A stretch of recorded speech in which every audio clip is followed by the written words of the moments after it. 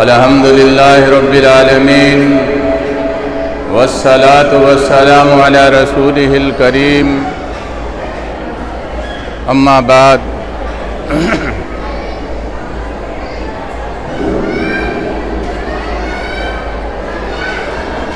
ہم تمامی حضرات کے لیے مسرت اور خوشی کا مقام ہے کہ ہم سب جو ہے نکاح کی تقریب میں شرکت کے لیے اپنے گھروں سے آئے ہیں۔ اللہ اس نکاح کو مبارک بنائے اور اس رشتے میں استحکام اور برکت عطا فرمائیں، اس جوڑے کو سلامت رکھیں۔ نکاح خوانی کا فریضہ دہلی سے آئے ہوئے ہمارے درمیان فاضل گرامی جامعہ اسلامیہ مدینہ منورہ سے فارغ التحصیل ملک کی عظیم دینی درسگاہ جامعہ اسلامیہ سنابل نئی دہلی کے صدر محترم اور مولانا عبدالحمید صاحب رحمانی رحمہ اللہ کے فرزند مولانا محمد رحمانی مدنی حفظہ اللہ انجام دیں گے۔ اسی طریقے سے میں آپ کے درمیان شہر بمبئی سے آج 11 بجے دن میں تشریف لایا۔ میرا نام محمود احمد فیضی ہے۔ یہ ہمارے دینی دوست ہارون رشید میمن اور سعید بھائی ویجاپور اور اسی طریقے سے تمام اخوان جو ہے سب لوگ مجھے جو جانتے ہیں نہیں جانتے ہیں، میں سارے لوگوں کے لیے دعائیں پیش کرتا ہوں۔ رب العالمین آپ سب کو کتاب و سنت پر چلنے کی توفیق دے اور رب العالمین آپ سب کو سلامت رکھے۔ اس نکاح کو اتنا جو ہے آسان بنایا جائے کہ ایک مختصر سی حدیث سنا کر کے میں اپنے فاضل گرامی مولانا محمد رحمانی حفظہ اللہ کو نکاح کے عنوان سے آپ کو دعوت دوں گا، خطاب فرمائیں گے، بعدہ ایجاب و قبول کریں گے۔ حضرت ابو طلحہ رضی اللہ عنہ نے جس موقع پر حضرت ام سلیم رضی اللہ عنہ کو نکاح کا پیغام دیا تو حضرت ام سلیم رضی اللہ عنہ نے کہا کہ آپ جیسے جلیل القدر اور شریف انسان کے نکاح کو پیغام کو رد کر دینا میرے لیے انتہائی ندامت شرمندگی کی بات ہوگی۔ بات یہ ہے کہ آپ میرے لیے حلال نہیں۔ ڈیفرنس اس بات کا، فرق اس بات کا ہے کہ میں مسلمان ہوں اور آپ جو ہے نان مسلم کافر ہیں۔ اگر آپ دین اسلام کو قبول کر لیں تو دین اسلام کا قبول کر لینا مہر رکھ دیا جائے گا، میں آپ سے نکاح پڑھ لوں گی۔ حضرت ابو طلحہ رضی اللہ عنہ نے دین اسلام کو قبول کیا اور دین اسلام کا قبول کر لینا مہر رکھ دیا گیا اور دونوں کا حضرت ام سلیم رضی اللہ عنہ کا نکاح حضرت ابو طلحہ رضی اللہ عنہ کے ساتھ ہو گیا۔ معلوم یہ ہوا دنیا دین اسلام کے سسٹم کو، اس کی برکت کو جانے اور اسے آسان بنانے کی کوشش کرے۔ رب العالمین آج کے اس نکاح میں برکت دیں اور آپ تمامی حضرات کا اور ہماری دینی بہنوں کا آنا مبارک کریں۔ مولانا اب آپ کے سامنے خطاب فرمائیں گے۔ السلام علیکم ورحمۃ اللہ وبرکاتہ. السلام علیکم ورحمۃ اللہ وبرکاتہ. بسم اللہ الرحمن الرحیم. الحمد للہ رب العالمین والصلاة والسلام علی رسولہ الکریم محمد وعلی آلہ واصحابہ اجمعین. اما بعد، اعوذ باللہ من الشیطان الرجیم. بسم اللہ الرحمن الرحیم. وذکر فإن الذکرى تنفع المؤمنین. وقال اللہ تبارک وتعالی وَكَذَلِكَ جَعَلْنَاكُمْ أُمَّةً وَسَطًا. محترم بزرگان دین، نوجوان ساتھیوں، ماؤں اور بہنوں، اسلام نے ہم کو جو تعلیمات دی ہیں ان میں سے بنیادی تعلیم یہ ہے کہ ہم جب بھی جمع ہوں، اکٹھا ہوں، کوئی مجلس قائم کی جائے تو اللہ رب العالمین کو یاد کیا جائے.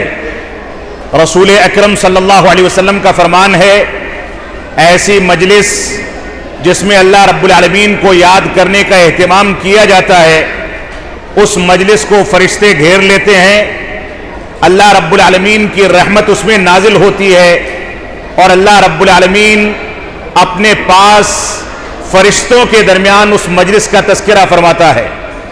اسی طریقے سے رسول اکرم صلی اللہ علیہ وسلم کا فرمان ہے کہ ایسی مجلس جس میں لوگ جمع ہوں اور اللہ رب العالمین کا ذکر نہ کیا جائے، رسول اکرم صلی اللہ علیہ وسلم پر درود نہ پڑھا جائے، تو ایسی مجلس باعث عار ہے، اور ایسی مجلس میں اللہ رب العالمین نے برکت اور کسی انداز کی رحمت نہیں رکھی، بلکہ قیامت کے دن انسان کو ایسی مجلس پر ندامت کا سامنا کرنا پڑے گا.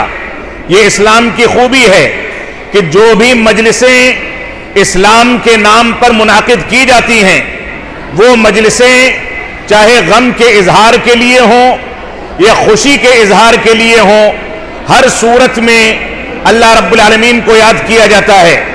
انسان دن بھر میں 5 بار مسجدوں میں جمع ہو کر کے اللہ رب العالمین کو یاد کرتا ہے. یہ اللہ رب العالمین کی عبادت کو انجام دینے کا طریقہ ہے.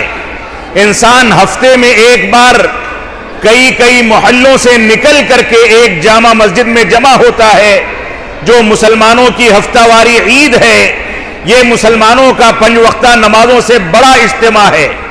اسی طریقے سے مسلمانوں کا 2 سالانہ اجتماعات ہیں جن کو عیدین، عید الفطر اور عید الاضحیٰ کا اجتماع کہا جاتا ہے، جس میں مزید محلے کے لوگ آ کر کے ایک میدان میں جمع ہوتے ہیں اور اللہ رب العالمین کو یاد کرتے ہیں. اور یہیں پر بس نہیں ہے، ہر صاحب استطاعت مسلمان پر اپنی زندگی میں ایک بار میدان عرفات میں جمع ہونے کو واجب قرار دیا گیا، جہاں ساری دنیا کے لاکھوں مسلمان جمع ہو کر کے اللہ رب العالمین کی وحدانیت اور اللہ رب العالمین کی بڑائی بیان کرتے ہیں. یہ سارے کے سارے اجتماعات جو مشترکہ پیغام ہم کو دیتے ہیں، وہ پیغام توحید کا پیغام ہے، رسول اکرم صلی اللہ علیہ وسلم کی اطاعت کا پیغام ہے.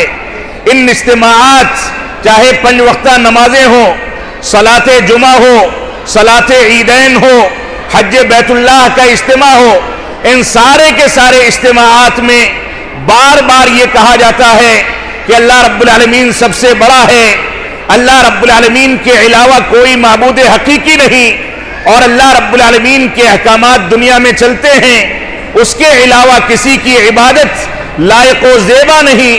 اور اگر کسی نے اللہ رب العالمین کے ساتھ کسی غیر کو شریک ٹھہرا دیا تو اللہ رب العالمین اس کو معاف کرنے والا نہیں ہے. یہ 5 وقتہ نمازوں کا بھی پیغام ہے، ہفتہ واری عید یعنی صلاۃ جمعہ کا بھی پیغام ہے، سالانہ عید یعنی عید الفطر اور عید الاضحیٰ کا بھی پیغام ہے، جس میں اللہ اکبر، اللہ اکبر، لا الہ الا اللہ، واللہ اکبر، اللہ اکبر وللہ الحمد کا نعرہ بلند کیا جاتا ہے.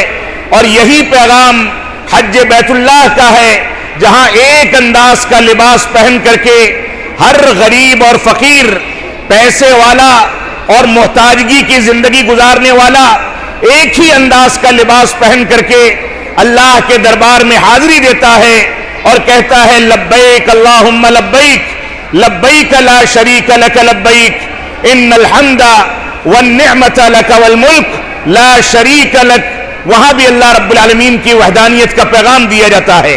تو یہ اجتماعات چاہے عبادت کے لیے ہوں یا یہ اجتماعات کسی کے غم کے اظہار کے لیے ہوں یا خوشی کی اظہار کے لیے ہوں، ہر صورت میں اللہ رب العالمین کو یاد کرنا ہماری ذمہ داری ہے۔ جیسے ہم اس وقت جمع ہوئے ہیں، یہ نکاح کی تقریب ہے، خوشی کا موقع ہے، دو خاندانوں کو رب کائنات کی آیتوں کے ذریعے ایک کیا جانا ہے۔ اس خوشی کے موقع سے بھی اللہ رب العالمین کو یاد کیے بغیر کوئی مسلمان آگے نہیں بڑھ سکتا۔ اس نکاح اور خوشی کی تقریب کا پیغام یہ ہے کہ ہم اس موقع سے بھی اللہ رب العالمین کو یاد کریں۔ یاد کرنے والے، خوشیاں منانے والے دنیا میں خوشیاں منانے کے لیے پیسہ لٹاتے ہیں، فضول خرچیاں کرتے ہیں، شراب پیتے ہیں، نشہ کرتے ہیں، لیکن نیک مسلمان جب خوشی کی تقریب میں جمع ہوتا ہے تو وہاں پر بھی اللہ رب العالمین کو یاد کرتا ہے، اللہ کی آیتوں کا پیغام دیتا ہے۔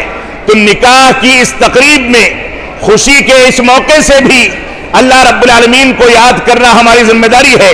اور اسی طریقے سے ایک اجتماع جو ہر گھر کے اندر کبھی نہ کبھی ہوتا ہے، وہ جنازے کا اجتماع ہے۔ کسی کی وفات پر غم کے اظہار کا اور غموں میں ایک دوسرے کے غم کو بانٹنے کا اجتماع ہے، جو جنازے کی نماز کا اجتماع ہوتا ہے۔ اس میں بھی بار بار اللہ رب العالمین کی بڑائی بیان کی جاتی ہے، اللہ رب العالمین کو یاد کیا جاتا ہے، توحید کا پیغام دیا جاتا ہے۔ تو غم کے موقع سے بھی مسلمان اتنا نڈھال نہیں ہو جاتا کہ اللہ رب العالمین کی تقدیر سے انکار کر دے، اللہ رب العالمین کا باغی ہو جائے، بلکہ غم کے موقع سے بھی مسلمان اللہ رب العالمین کو یاد کرتا ہے۔ اس وجہ سے مسلمانوں کی ذمہ داری ہے کہ اپنی حقیقت کو سمجھ کر کے چلیں۔ یہ 2 سال کا عرصہ جو گزرا ہے، اسی 2 سال کے عرصے میں ہمارے دولہے کے دادا اور دادی دونوں کورونا وائرس یا دوسری بیماریوں میں مبتلا ہو کر کے فوت ہو گئے۔ نہ جانے کتنے مسلمان ہم کو دادے مفارقت دے کر کے چلے گئے۔ چلتے پھرتے تھے، شادی بیاہ کی تقریب میں شرکت کرتے تھے، صحت و تندرستی تھی، کتنے لوگ نوجوان تھے، باقی تھے، طاقتور تھے، لیکن اس کے باوجود یہ موقع آیا اور ایک ایسے وائرس نے ان کو ہم سے جدا کر دیا، جس وائرس کو نہ ہم دیکھ سکتے ہیں نہ محسوس کر سکتے ہیں۔ ہم میں کتنے افراد ایسے ہیں جو اس وائرس میں مبتلا ہوئے اور اللہ رب العالمین نے جان بچا لی، لیکن کتنے لوگ ایسے ہیں ہزاروں لاکھوں کی تعداد میں جو اسی ملک میں گزشتہ سال زندگی گزارتے تھے اور اب ہم سے رخصت ہو چکے ہیں۔ تو یہ موقع چاہے نکاح کا موقع ہو، عبادات کا موقع ہو، خوشی اور غم کا موقع ہو، کوئی سا بھی موقع ہو، کسی بھی انداز کی تقریب ہو، ہماری ذمہ داری یہ ہے کہ ہم اللہ رب العالمین کو یاد کریں۔ ہماری ذمہ داری یہ ہے کہ ہم دین اسلام کے پیغام کو لے کر کے چلیں۔ نکاح کے موقع سے عبداللہ بن مسعود رضی اللہ تعالیٰ عنہ مشہور صحابی رسول ہیں، وہ فرماتے ہیں کہ خطبۃ الحاجہ جو نکاح میں 3 آیتیں پڑھی جاتی ہیں، وہ خطبہ رسول اکرم صلی اللہ علیہ وسلم ہم کو ویسے ہی سکھاتے تھے جیسے سورہ فاتحہ پڑھنا سکھاتے تھے۔ ہم اس کو یاد کرتے تھے، اپنی ضرورتوں پر اس کی تلاوت کرتے تھے۔ یہ خطبۃ الحاجہ کیا ہے؟ بے شمار نکاح کی تقریبات ہوتی ہیں، کوئی قاضی اور مفتی آ کر کے تینوں آیتوں کی تلاوت کرتا ہے، نہ کوئی سنتا ہے نہ کوئی عمل کرتا ہے۔ بنیاد یہ ہے کہ ان تینوں آیتوں کے پیغام کو لے کر کے ہم اس مجلس کو برخاست کریں، اس مجلس سے نکلیں تو ہمارے سامنے یہ واضح ہو جائے کہ نکاح کی تقریب میں 3 آیات جو پڑھی گئی ہیں ان کا پیغام کیا ہے۔ یہ پیغام ہمارے ذہن و دماغ میں بس جانا چاہیے۔ یہ تینوں آیتیں بار بار ہم سے یہ مطالبہ کرتی ہیں، اللہ رب العالمین بار بار ہم کو یہ حکم دیتا ہے کہ ہم اللہ رب العالمین سے ڈریں. اللہ رب العالمین نے فرمایا اے ایمان والو اللہ رب العالمین سے ڈرو, اور یہ ڈر اور خوف اور یہ تقوی اور پرہیزگاری یہ خشیت الہی ولا تموتن الا وانتم مسلمون تمہاری موت تک تمہارے اندر ہونی چاہیے. اگر تم نے تقوی اور پرہیزگاری اختیار کر لی تو ایسی صورت میں تمہاری زندگی کے تمام مراحل نکھر کر کے سامنے آئیں گے. تم توحید کا اقرار کرو گے, اتباع رسول پر چلو گے, تقلید شخصی سے توبہ کرو گے, اور اسی طریقے سے شخصیت پرستی سے دوری اختیار کر کے قرآن و سنت اور صحابہ کرام کے طریقے کے مطابق زندگی گزارو گے. یہ تقوی کا پیغام ہے.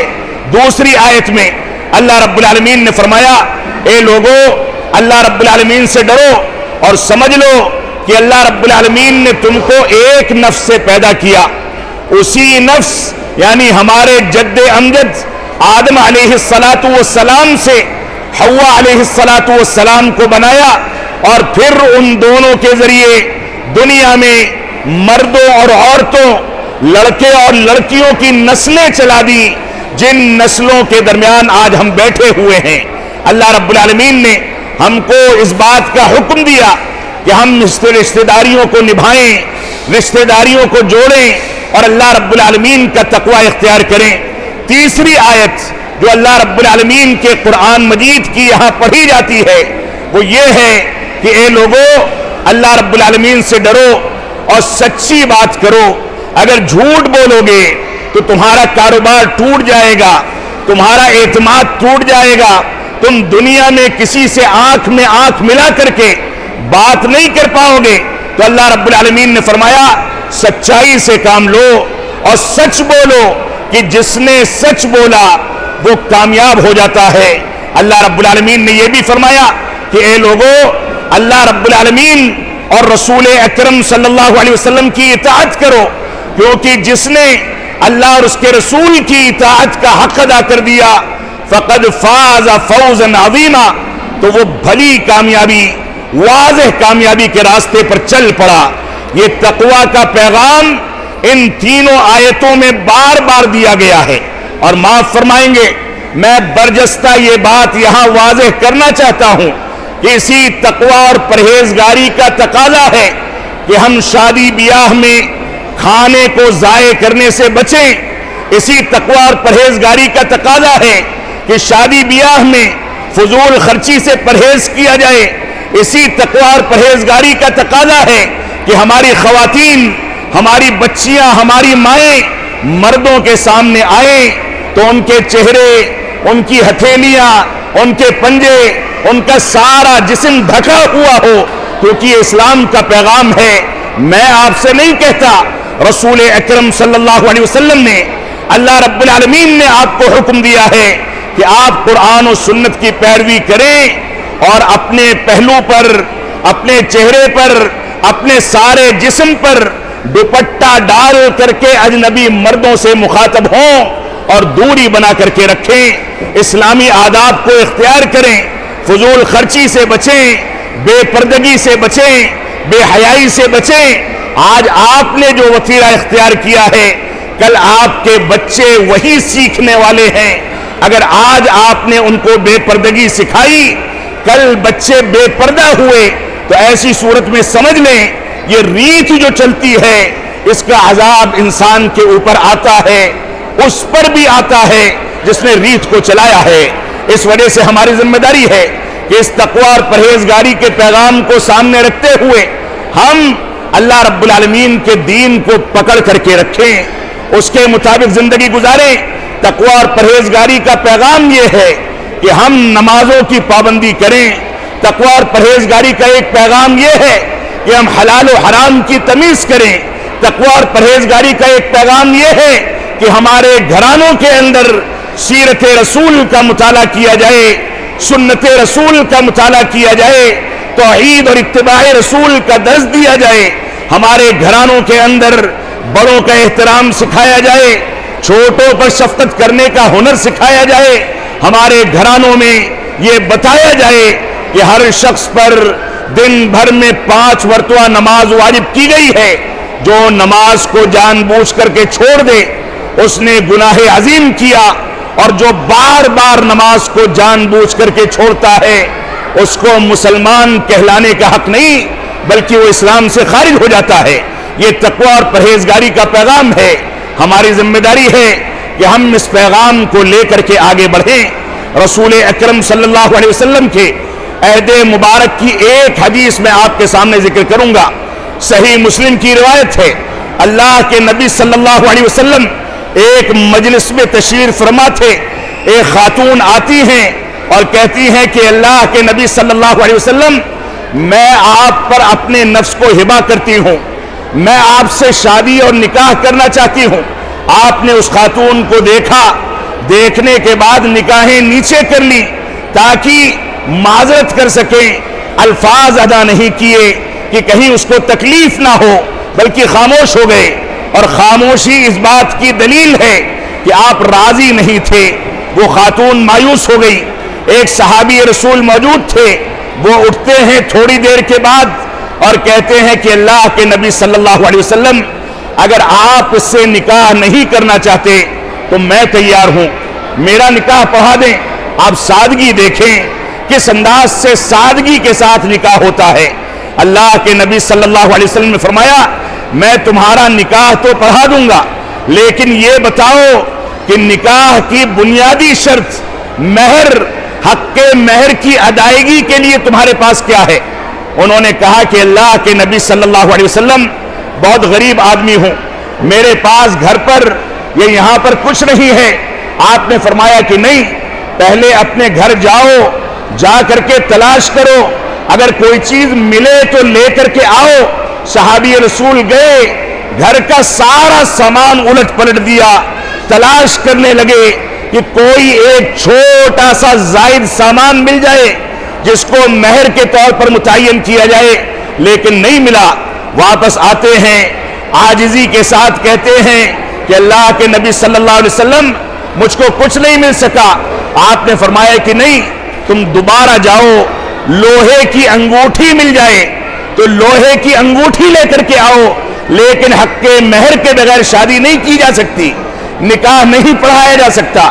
وہ گئے، لوہے کی انگوٹھی تلاش کی، وہ بھی نہیں ملی، تو اپنا ایک تہبند اور چادر لے کر کے آئے اور آ کر کے کہتے ہیں کہ اللہ رب العالمین کی قسم، جس کے ہاتھ میں میری جان ہے، مجھ کو انگوٹھی بھی نہیں ملی، ولیکن ھذا ازاری، لیکن یہ میرا تہبند ہے، آپ چاہیں تو اس کو حق مہر کے طور پر متعین فرما دیں۔